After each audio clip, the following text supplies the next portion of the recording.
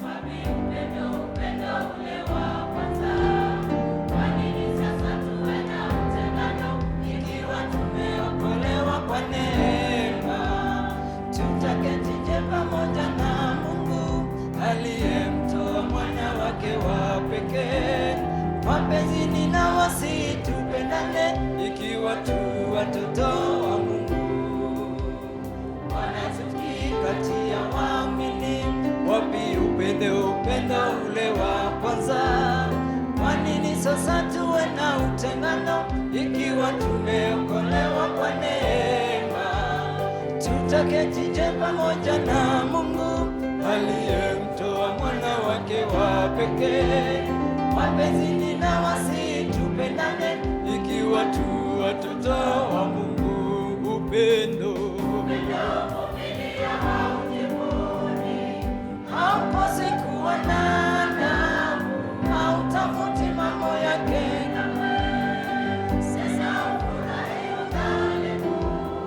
Ikiwa tuna upendo tu wake Mungu, wapenzi tutafute upendo.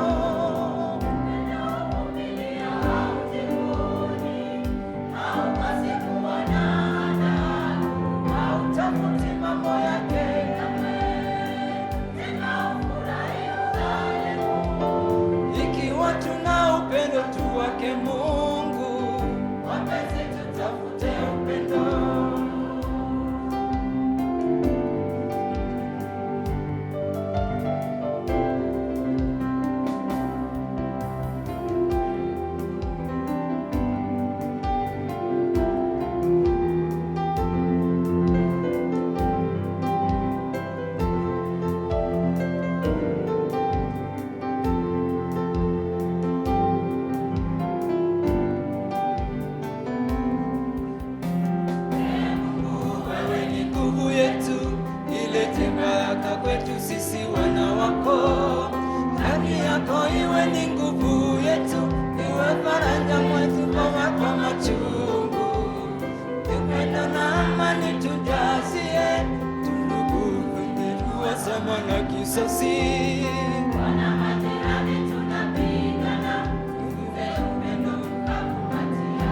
E Mungu, ilete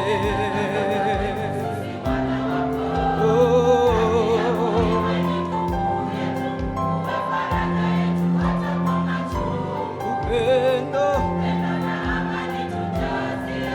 undugu, upendo wa samana kisasi, wana majirani tunapigana, maana upendo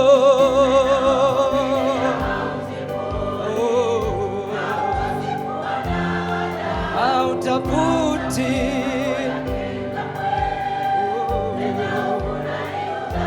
ikiwa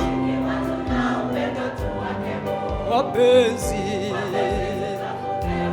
upendo kamwe. Haleluya.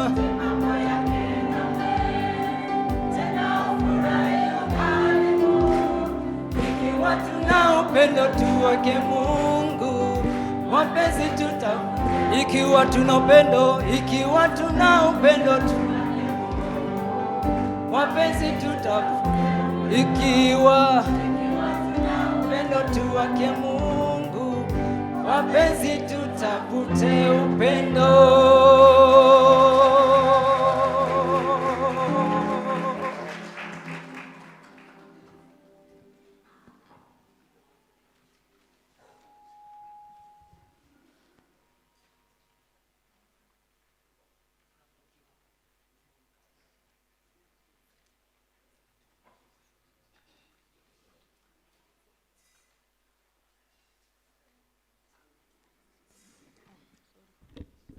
Good morning, church.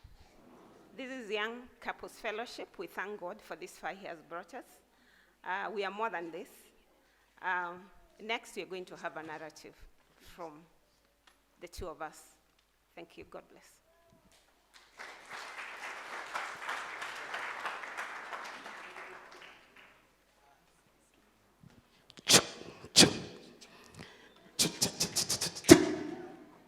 Bwana mkubwa, tumefanya kazi ya suluhu siku kucha. Bwana mkubwa, tumefanya kazi ya kanisa miaka mingi. Bwana mkubwa, tumefanya kazi ya ibada bila kulipwa, lakini kwa neno lako na It's been over 7 years since we stood here and said anything.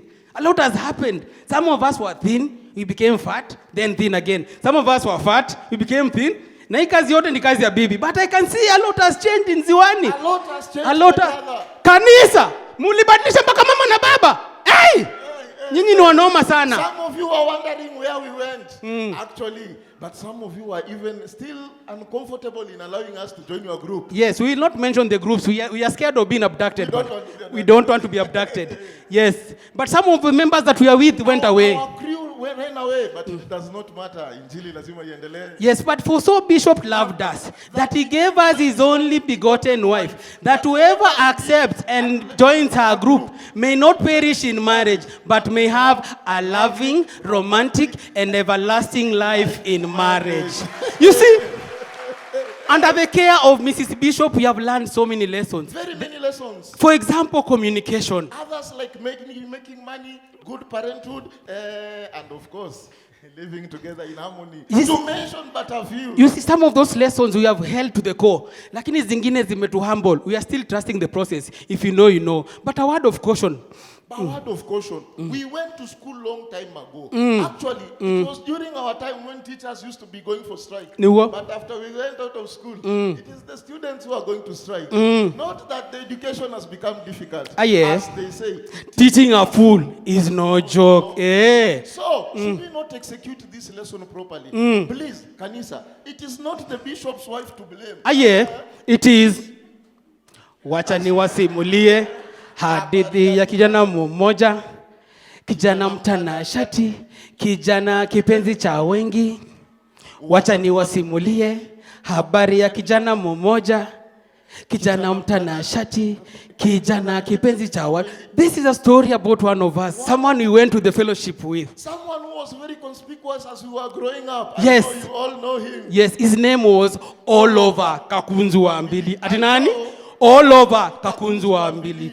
Kakunzu Wambili was just an ordinary guy. Ordinary. The only extraordinary thing is that he was all over just the name. You see, some say he was very hardworking. Others say he was very nosy. But one thing that we all agree, Kakunzu was not the useless type. Kakunzu joined each and every group in church. Kakunzu was the first person and the last person to live in church. He was attending all services. Nobody has ever known what Kakunzu used to be doing in this church. And you see, in my heavenly language, they say, Mutinda na ndale yao It's just meaning Mutinda na Mutiso ndema utisoka. Yes, when it was time for us to cross over to the other side, Kakunzu also decided to get married. And he married a very beautiful lady from Kitui, Zombe, from a wealthy family. I think Kakunzu was lucky. Ni kama kulipa mahari.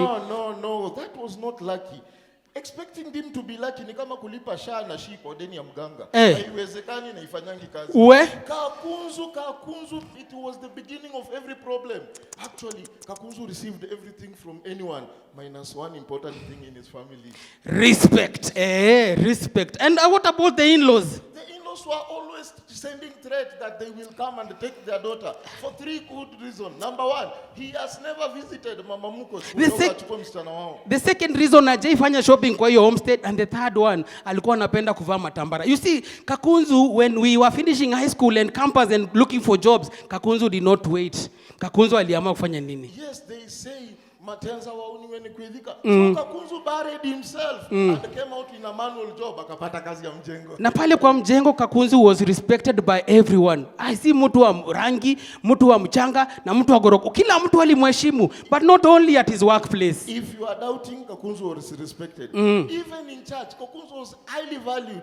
Actually, it explains in every church elections, Kakunzu never missed a position in his church. Yes, but when he reached home, kila mara akifika nyumbani, he was welcomed by bombastic eyes. So unajua zile macho bibi anakupatianga saa ile umekuja bila nyama na umepika ugali na misheveve. So unajua hiyo macho hizo?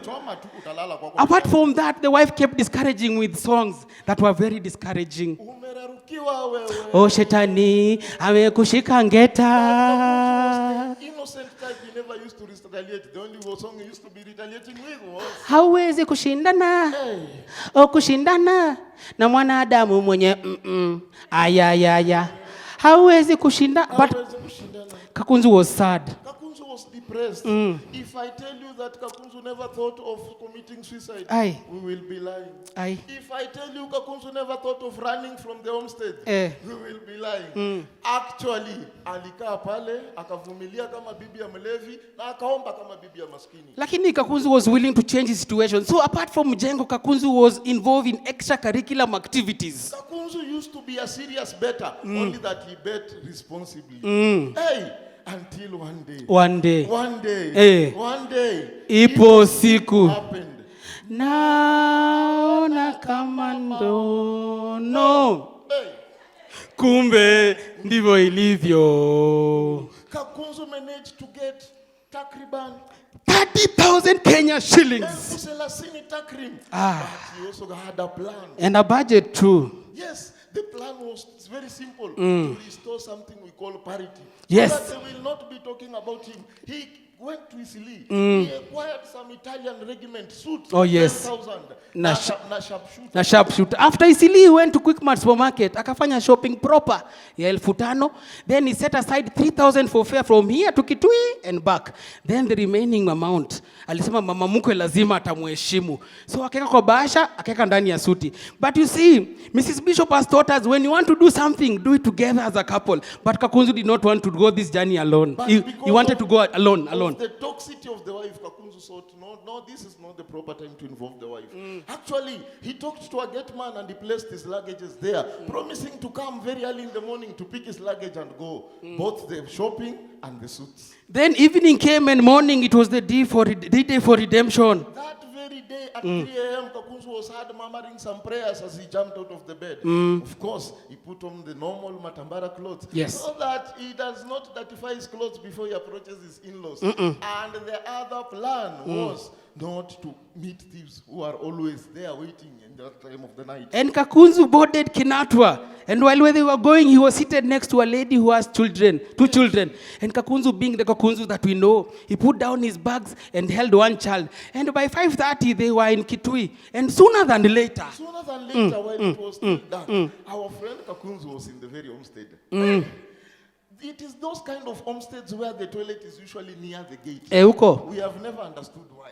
So Kakunzu, it worked very perfect for his plan. Kakunzu entered the homestead and saw, oh, this is a place where he could change so that akitokelezea atatokea akiwa poa. He placed his shopping just outside the toilet and he entered the toilet. Inside the toilet, Kakunzu removed his shirt and remembered all the ugly words the wife and the in-laws had said and said, never again will I be called Kakunzu a Matambara. He threw it inside the pit latrine. He removed the trouser, looked at it with anger and he threw it inside, saying, mtanitambua mimi ndio Bazu. Including his shoe where he was suffocating his legs. He threw them because he had made shoes Italian. And quickly he went to the bag with the Italian suit. And Ghafla bin Bu, chamkufu mwanafu de makufu. Ay.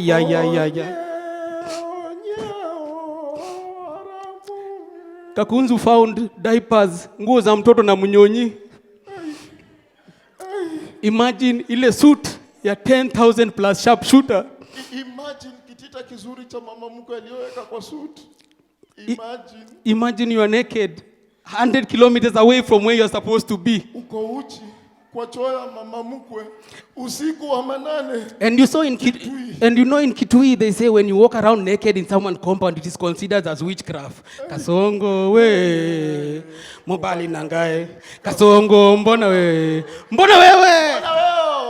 We are still waiting to hear what happened to Kakunzu Wambili. But we have learned so many lessons from this story. First of all, do not return an insult for an insult or a disrespect with another disrespect. Also, do not try to prove a point. Yes, especially if you are all over. You see, when you look at the principles of love, one of them says love does not keep records of wrong. And Kakunzu was keeping those records. And also it says love is not proud. And Kakunzu was proud, so he should have been humble. You should be humble. Yes. Be humble. Yes. And us being good students. Very good student. We want to invite you to our group so that we learn this and many other lessons. Yes. We only promise you one thing. One thing. We will not share your story. We will not share your story.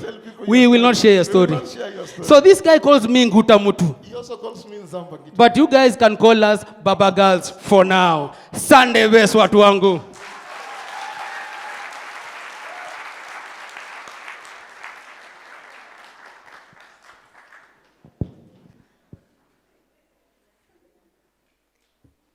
Bwana awabariki young couples kwa kazi njema, kwa ministry, that is ministry. Hiyo ni ministry ya kualika wale ambao wako kwa young couple, wakuje waingie young couple from one day in marriage mpaka 15 years. Whether umeolewa na harusi ama hujaolewa na harusi. Harusi tutafanya hapo. Amina?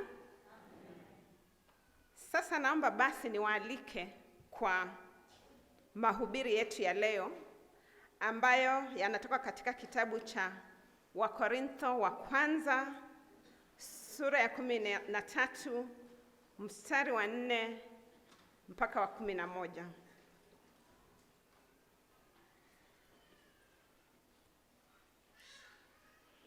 Wakorintho wa kwanza sura ya 13 mstari wa 4 mpaka wa 11. Na kama umefika hapo, naomba useme amen. Amina. Naomba tusome pamoja. Upendo huvumilia, upendo hufadhili, upendo hauna wivu au majivuno, upendo hauna kiburi na haukosi kuwa na adabu. Upendo hautafuti kujipendeza nafsi, haukasiriki upesi, hauweki orodha ya mabaya. Upendo haufurahii mabaya, bali hufurahia kweli. Upendo huvumilia yote, huamini yote, hutumaini yote, hustahimili yote. Upendo hauna mwisho, lakini penye unabii utakoma. Zikiwepo lugha zitakoma, yakiwepo maarifa yatakwisha. Kwa maana tunafahamu kwa sehemu na tunafanya unabii kwa sehemu. Mstari wa 10. Lakini ukamilifu utakapokuja, yale yasiyo kamili yatakwisha. Nilipokuwa mtoto mdogo, nilisema kama mtoto mdogo, niliwaza kama mtoto mdogo, nilifikiri kama mtoto mdogo. Nilipokuwa mtu mzima, niliacha mambo ya kitoto. Na tuombe. Baba, katika jina la Yesu Kristo, tunakushukuru kwa neno lako ambalo tumelisikia. Tunaomba ukatuzungumzie kupitia kwa neno lako. Ninaomba ukanitumie kama chombo kilicho hai ili nikalilete neno lako kama ulivyoniandaa kwa utukufu wa jina lako. Katika jina la Yesu Kristo tunaomba na kuamini. Amina. Ukiulizwa kama unampenda mkeo au mmeo au mwanao ama mwana familia au jirani yako, jibu la haraka ni ndio. Lakini unapokutana na changamoto, mambo yanakuwa si rahisi.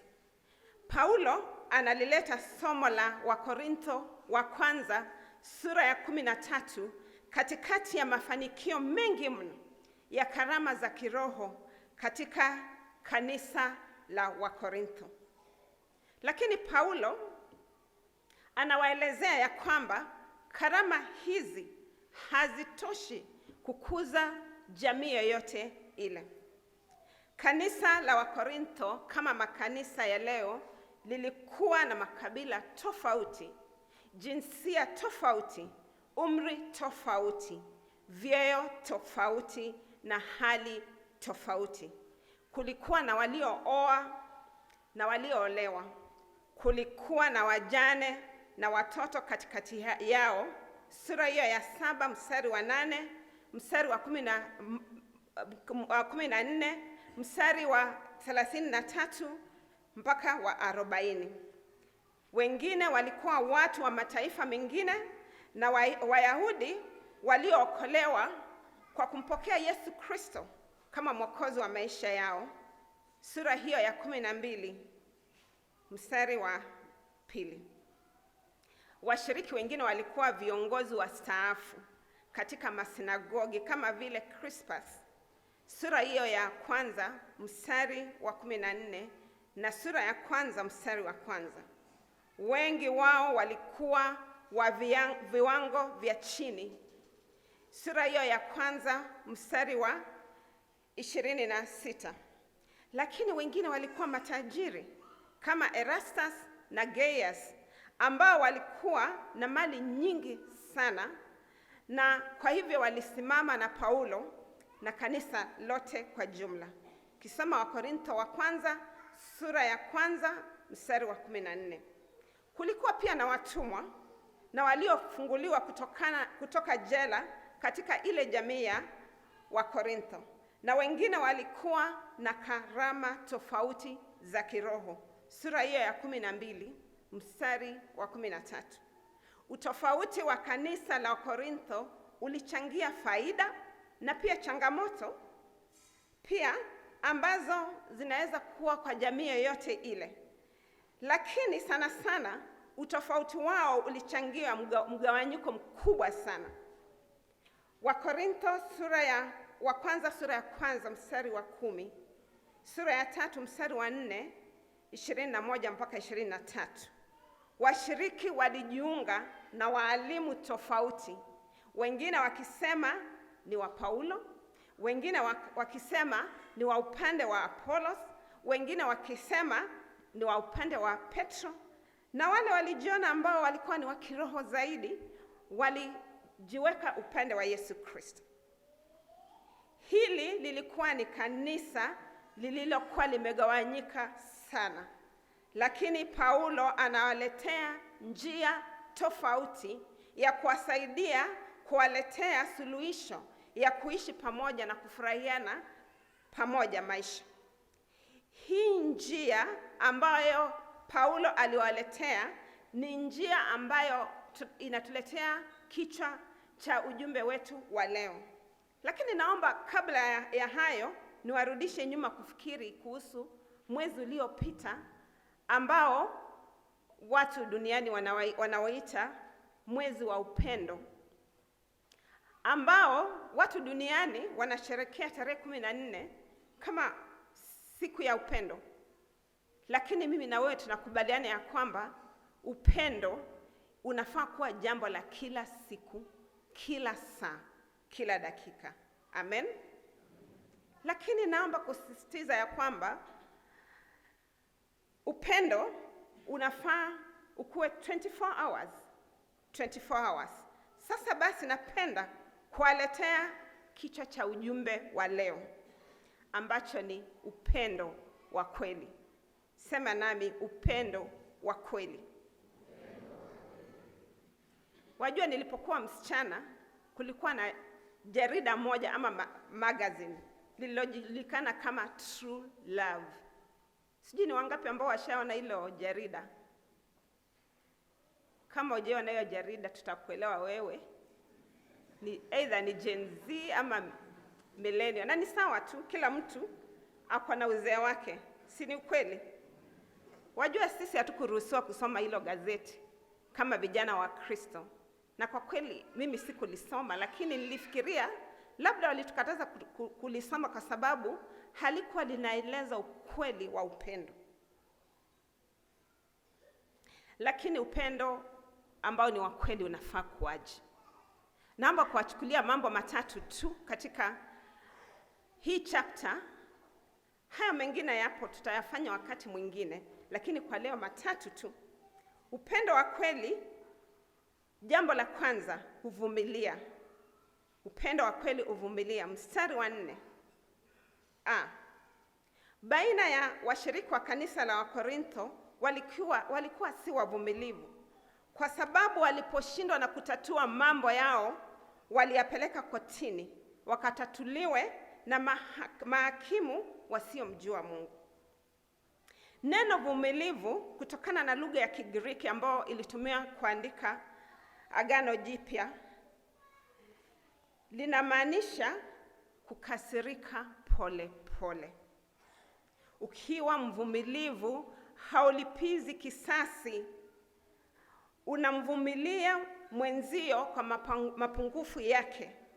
Unawapa wenzako wakati wa kungojea ili wabadilike bila kuwa mkali kwao. Je, wewe ndugu yangu na dada yangu, wewe ni mvumilivu kwa mwenzio?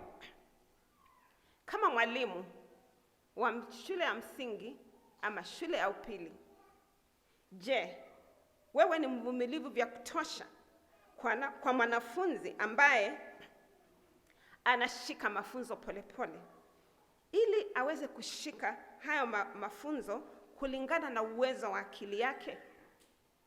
Je, wewe mzazi mchanga, wewe ni mvumilivu kwa mtoto wako ambaye anakula polepole? Ama unampigia kelele tu, ama labda ashiki homework haraka haraka unampigia kelele na unamlinganisha na watoto wengine, unamuuliza mbona usiwe kama nani? Ujue ya kwamba watoto hawafanani. Na unapolinganisha mtoto wako unamfanya arudi nyuma zaidi kwa mambo mengi. Na hata labda unapomuita mjinga atakuwa mjinga kweli, kwa sababu kuna nguvu katika maneno. Kwa mume au mke, je, unamvumilia mkeo kwa makosa anayofanya ama anayokufanyia, kwa kumvuta polepole ili abadilike? Unahitaji kuwapa watu muda wa kubadilika, manake hiyo ndiyo maana ya uvumilivu na upendo wa kweli.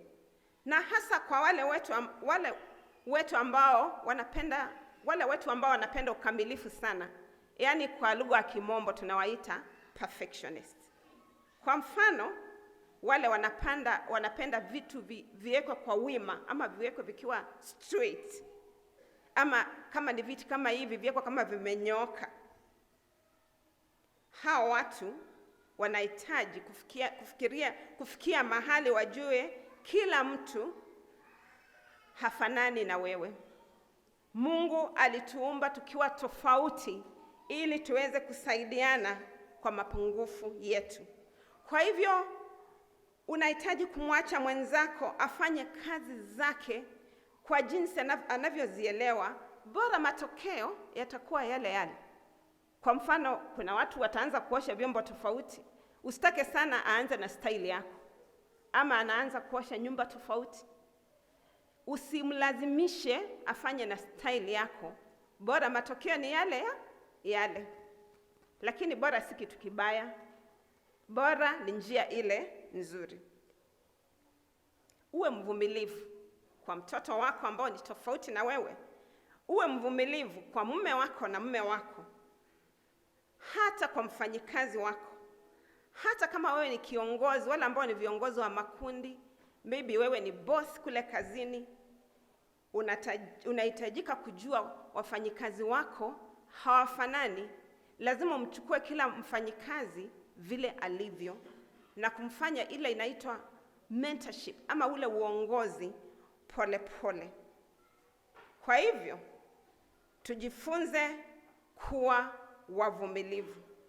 Naomba niwape hadithi moja ya mtu mmoja ambaye alikuwa ana tunda la uvumilivu ambao limetupita wengi wetu. Huyu mtu aliishi miaka ya 1500s. Hiyo ni kama kusema 15 something, si 19 something. Huyu mtu alikuwa anaitwa Thomas Cooper ambaye alikuwa daktari. Alihariri ama akaedit kamusi na akaongezea maneno 33,000 na akaongezea pia mabadiliko mengi. Alifanya kazi hii kwa miaka 8, lakini siku moja mke wake aliyekuwa si rahisi kuishi naye sana, alichukua ile kazi yake akaichoma yote. Na alichoma kwa kuogopa ya kuwa mume wake alifanya kazi nyingi sana na labda pia ingemuua. Hebu fikiria kama ni wewe uliokuwa umefanya kazi kwa miaka 8 alafu iishe yote kwa majivu. Ungefanya aje? Ama imalizikie kwa majivu, ungefanya vipi? Dr. Cooper aliporudi nyumbani aliuliza, nani amefanya hivi? Mke wake kwa ujasiri mwingi akasema, ni mimi. Mume wake Dr. Cooper alipumua kwa nguvu. Alipumua akasema, oh, Dina. Manake mke wake alikuwa anaitwa Dina. Alafu kwa kunyamaza akakaa chini akaanza ile kazi tena, akaifanya miaka 8 tena. Mungu anatuhitaji kama Dr. Cooper ama Daktari Cooper, tuonyeshe upendo wetu kwa kuwa wavumilivu jinsi hiyo. Lakini upendo wa kweli hauonekani tu kwa kuwa mvumilivu peke yake, lakini bali pia kwa kuwa mfadhili. Upendo wa kweli, jambo la pili, hufadhili. Mstari wa 4b, sura hiyo ya 13. Mtu aliye na fadhili huwa anasaidia watu wengine, anatafuta mahitaji na pia kutafuta nafasi za kusaidia bila kutarajia malipo yoyote. Mtu mfadhili, na mfadhili kwa lugha ya Kimombo ni kind, ni mpole na anawatuliza watu wengine wanaopitia magumu, si kwa maneno tu bali kwa matendo. Je, wewe mpendwa, unawasaidia watu walio na haja wakati mwingine bila kutarajia malipo? Je, unamtuliza mwenzio kama mume wako, kama mke wako, kama mtoto wako anapokuwa anapitia magumu? Unachukua wakati wa kumtuliza polepole, ama umeishi naye sana mpaka umemzoea tu? Kwanza kama ni mtoto namwambia, wa kiume namwambia, jikaze kimwanaume. Haifai hivyo. Unahitaji kuchukua wakati wa kumtuliza mwenzio, kumtuliza, kumencourage ili awe na furaha. Wajua, watafiti wanasema ya kwamba magonjwa mengi ya akili yanatokana na shida ambazo ziko katika familia. Kama mtu ameshushwa moyo, unampuuza tu, unamtafutia mental health problem, unamtafutia madhari, unahitaji kuchukua muda wa kuwa mfadhili na kumtia moyo. Utafiti unaonyesha kuwa ufadhili ama kindness inaboresha afya ya akili na pia inaboresha afya kwa jumla. Inaleta furaha ama inaongezea furaha na pia inapunguza stress. Kwa mfano, najua mtu mmoja, sitasema ni mwanamke ama ni mwanaume, lakini ni mtu mmoja tu niliyekutana na yeye na alikuwa ameenda hospitali sana, anaangaliwa magonjwa na madaktari, haoni magonjwa yoyote. Na siku moja daktari mmoja akamwambia, umejaribu kufanya ufadhili kwa mtu kila siku? Huo unafanya ufadhili, yani an act of kindness kila siku? Akasema hapana. Akamwambia, hebu nenda ujaribu. Once per day unamfanyia mtu ufadhili kwa dakika 5 tu, hata kama si nyingi. Huyo mtu alienda akafanya hivyo na alikuja akaniambia, imagine nilienda kufanya vile daktari aliniambia na nimepona. Magonjwa mengine yanaletwa na kutokuwa sawasawa kwa akili. Kwa hivyo ule ufadhili ni mzuri kwa sababu unafanya uwe na afya njema. Kwa hivyo naomba kupendekeza mambo yafuatayo kama mifano ama matendo ya kufadhili watu wengine. Matendo ama mifano itakayo kuelekeza. Lakini si hii peke yake, unaweza jaribu nyingine. Kwa mfano, jaribu kusafisha nyumba ya mtu anayehitaji usaidizi bila kutarajia malipo. Sana sana nyumba ya mtu mgonjwa ama hata mtu mzee. Jaribu kumsafishia mtu gari ambaye anahitaji usaidizi bila kutarajia malipo.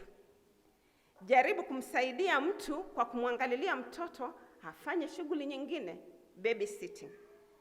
Jaribu utoe damu kwa kumsaidia mgonjwa pale hospitalini bila kutarajia malipo. Jaribu kuokota takataka kwa estate yako ama hata hapo kwa kanisa ama hata kwa kupanguza hizi benchi za kanisa bila kutarajia malipo yoyote. Jaribu kumshikia mtu mlango, mfungulie aingie ama pia atoke. Huo ni ufadhili. Kwa mume aliye hapa, jaribu kumfungulia mkeo gari aingie. Huo ni ufadhili. Amen. Jaribu pia umsikize mtu anayepitia shida. Wakati mwingi watu wanahitaji kusikizwa, si kuambiwa. Ukae umsikize, na usimsikize ukiangalia simu. Wajua siku hizi simu zinatatiza sana. Ama usimsikize ukiangalia TV, mpatie attention yako yote. Huo ni ufadhili na utamfanya apone. Kwa wale sisi ambao ni wachanga, jaribu muinukie mtu mkubwa kwa umri kiti akae. Ambalo hicho ni, unajua hiyo kacha imepotea katikati yetu siku hizi. Wana tu umeingia mahali mtoto amekaa na kuinuki, na sizungumzi mambo ya gari. Nazungumza kama hata hapa kanisani, kama kwa function fulani ndani ya nyumba. Unaona mtoto amekaa, tuna mtoto ni mtoto kama mimi. Paingie mtu ako na umri mkubwa na nimekaa. Jaribu kuonyesha ufadhili kwa kumuinukia. Amen. Hii ndiyo maana ya upendo. Unapokuwa mfadhili, unaonyesha upendo wa Mungu ambao ni upendo wa kweli. Lakini ufadhili haufai tu kuonyeshwa kwa marafiki peke yake, ama kwa wanafamilia peke yake, ama kwa wanakanisa peke yake. Unafaa pia kuonyeshwa kwa maadui. Lazima uonyeshe adui yako ufadhili, ndio upone, ndugu yangu na dada yangu. Na ndio maana Yesu akasema katika Luka sura ya 6 mstari wa 30 mpaka wa 34. Tena kuna sifa gani mnapowatendea mema wale wanaowatendea mema? Hata wasiomjua Mungu hufanyiana hivyo. Tena mnawakopesha wale tu ambao mnategemea kuwa watawalipa. Kuna sifa gani? Hata watu wasiomjua Mungu huwakopesha wenye dhambi wenzao wakiwa na hakika ya kurudishiwa mali yao yote. Bali wapendeni adui zenu, watendeeni mema, wakopesheni bila kutegemea kurudishiwa mlichokopeshana. Ndipo mtapata zawadi kubwa, nanyi mtakuwa wana wa Mungu aliye juu. Hilo ni swala gumu sana ambalo Yesu aliwaambia wanafunzi wake ya kwamba hata unaweza kukopesha adui. Sijui kama ushikopesha adui, ama sijui kama ushaitishwa hela na mtu na unafikiria huyu mtu atanilipa kweli. Lakini unajua kuna njia moja ya kukopeshana ambayo ni kuangalia ability ya mtu, kama ataweza. Wana benki wanafanya hivyo, wale wanafanya credit kule bank, wanaangalia kama huyu mtu ako na ability ya kulipa. Sasa wewe ukiona huyu mtu hana ability, unaweza ukampa kitu tu msaidie, hata kama hata kulipa utasikia uchungu, hata kama ni adui. Ukifanya hivyo utapona, maana hiyo ni kukuwa mfadhili. Amen. Kwa hivyo kama mzazi au rafiki yako au mume wako hakukufanyia birthday, simlipizie, mfanyie tu, kwa sababu hili ni tendo la kifadhili na litakufanya upone. Na hii inanikumbusha mstari wetu wa young couples wanaujua, ambao ni wa Efeso 4:32, ambao unasema, tena iweni wafadhili nyinyi kwa ninyi, wenye huruma, mkasamehane kama Mungu katika Kristo alivyowasamehe nyinyi. Muwe wafadhili. Na mtu hawezi kuwa mfadhili kama asamehei. Na yeye kama wewe usamehei, hata Mungu mwenyewe hawezi kusamehe, hawezi kunisamehe dhambi zangu nyingi. Upendo wa kweli huvumilia. Upendo wa kweli hufadhili. Na jambo la tatu, upendo wa kweli hauna wivu. Mstari wa 4 che. Neno wivu katika mstari huu linamaanisha uchoyo katika lugha ya Kigiriki ambayo iliandika Agano Jipya. Mtu mwenye wivu anataka vitu vya wengine, na ni kama wale watu ambao wanaomba wakisema, nadai hii gari katika jina la Yesu Kristo. Unadaije gari ya mwenzio? Ama nadai hiki kiatu kwa jina la Yesu Kristo. Mbona usiombe Mungu akupatie chako ambacho ni unique katika jina la Yesu Kristo? Unadai cha mwenzio kwa nini? Huo ni wivu. Mtu aliye na wivu anapenda tu apendwe tu yeye peke yake. Na by the way, unajua upendo si tendo la kwako, ni tendo la mwenzio. Ndiyo maana wakati ambapo unajisikia hujapendwa, usikasirike sana. Manake hii 1 Corinthians ama Wakorintho wa kwanza 13, hakuna mahali imeongelelea wewe upendwe. Inaongelelea kuwa sisi tupendane na upendo wa Mungu, tuwapende wenzio. Kwa hivyo usikasirike ama upatwe na stress kwa sababu hujapendwa. Washiriki wa kanisa la Wakorintho walionekana kuwa na wivu, kwa sababu walioneana wivu kwa sababu ya karama za rohoni. Ndiyo maana Paulo anawaambia katika Wakorintho wa kwanza sura ya 3 mstari wa 3, kwa maana nyinyi bado mnatawaliwa na mambo ya mwili. Je, wakati kuna wivu na kugombana kati yenu, nyinyi si watu wa mwili wenye tabia kama za watu wa kawaida? Yaani Wakorintho walikuwa wanaoneana wivu. Unapomwonea mwenzako wivu, wewe una upendo wa Mungu. Na umemjua Yesu Kristo, lakini bado umebakisha. Mtu aliye na wivu ni yule ambaye usipomwangalia vizuri pale kazini, atakumalizia karia yako kisiasa. Hata kule kazini, kuna kazini mahali kwingine wengine wanaekeana sumu, ama tu mwanafamilia anaekea mwingine sumu. Hata nishaisikia story kadhaa, yaani mtu amechukia mtu mpaka anaenda kumtafuta pale hospitali, wakati hajiwezi anaenda kumolea hapo. Na neno la Mungu linasema watu wanafanya mambo kama haya katika kitabu cha Wagalatia, hautauona ufalme wa mbingu. Mpendwa, wewe waweza kumpongeza mtu aliyehitimu degree yake kama unamaanisha? Manake njia nyingine ya kuelezea wivu ni mtu ambaye hata kukupongeza ni shida.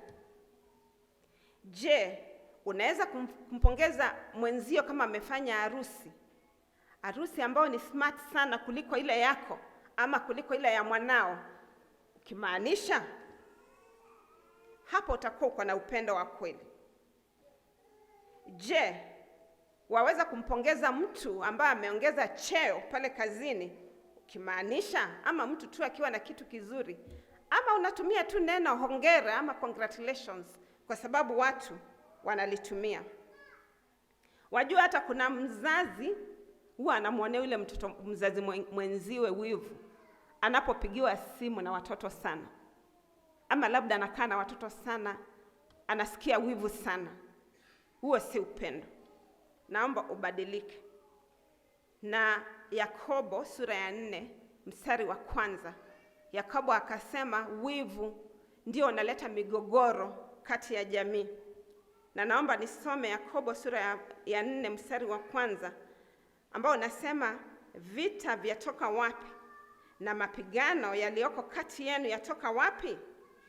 Si humu katika tamaa zenu zifanyazo vita katika viungo vyenu?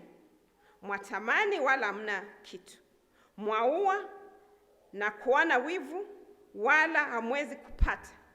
Mwafanya vita na kupigana wala hamna kitu, kwa kuwa hamuombi.